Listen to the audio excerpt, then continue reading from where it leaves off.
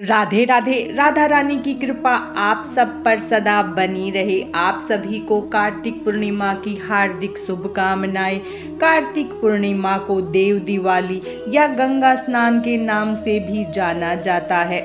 इस दिन गंगा स्नान करने, गंगा का पूजन करने तथा गंगा में दीपदान करने का बहुत ज़्यादा महत्व होता है। तो आज की इस वीडियो में हम घर पर ही गंगा में दीपदान कैसे करें, गंगा का पूजन कैसे करें, उस बारे में जानेंगे। तो चलिए हम अपनी वीडियो शुरू करते हैं। कार्तिक पूर्णिमा के दिन आप गंगा में दीपदान या तो ब्रह्म मुहूर्त में करें या आप सूर्यास्त के बाद गंगा में दीपदान करें। उसके लिए सबसे पहले आप पूजन करेंगे, उस जगह को गेरू से या हल्दी से लीप लेंगे। फिर उसके बाद आप उस पर चौक पूर ले, आप आटे से या हल्दी से चौक पूर सकते हैं। के बाद हम परात लेंगे। आप कोई भी शुद्ध बर्तन ले सकते हैं, लेकिन परात को सबसे शुद्ध माना जाता है, इसीलिए हम परात ले रहे हैं। उसमें हम सबसे पहले गंगा जल डालेंगे। के बाद इस गंगा जल को भी आप परात के पास ही रख ले, या आपने जिस भी पात्र में गंगा जल रखा हुआ है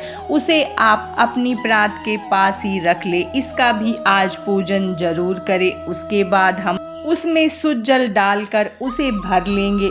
अब हम इसमें गंगा जी का आवाहन कर लेंगे और हमने जो कृत्रिम गंगा बनाई है और जो ये तट माना जाएगा उसको हम हल्दी रोली से और चंदन से थोड़ा सा सजा लेंगे। हल्दी रोली चंदन से सजाने के बाद अब हम सबसे पहले अक्षत का आसन देकर या पुष्प का आसन देकर एक घी का दिया प्रज्वलित कर लेंगे। बाद हम गंगा जी का पूजन करेंगे। गंगा जी को हल्दी रोली समर्पित करेंगे, अक्षत समर्पित करेंगे।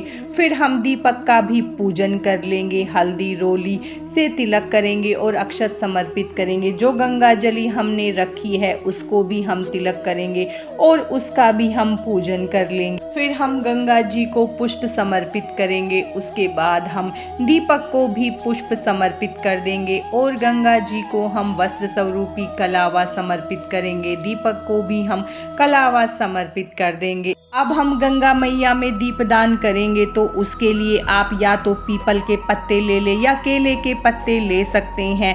उसमें हम दीपदान करेंगे। हम यहाँ पर पीपल के पत्ते ले रहे हैं और उस पर हम घी में डूबी हुई बाती रखेंगे। फिर हम उसे जलाकर गंगा जी में दीपदान कर देंगे। इस तरह से आप या तो 5 या 7 दीपदान गंगा जी में कर सकते हैं, या फिर आप मिट्टी के दीपक लेकर गंगा जी के चारों तरफ भी दीपदान कर सकते हैं। दीपदान करने के बाद हम गंगा मैया में थोड़ा सा कच्चा दूध समर्पित करेंगे। उसके बाद हम गंगा मैया को भोग स्वरूप मीठा समर्पित करेंगे। आप पतासे का भोग लगा सकते हैं, चीनी का भोग लगा सकते हैं, या आप मिश्री का भोग लगा सकते हैं। उसके बाद हम यहाँ पर मिठाई भोग स्वरूप समर्पित कर रहे हैं।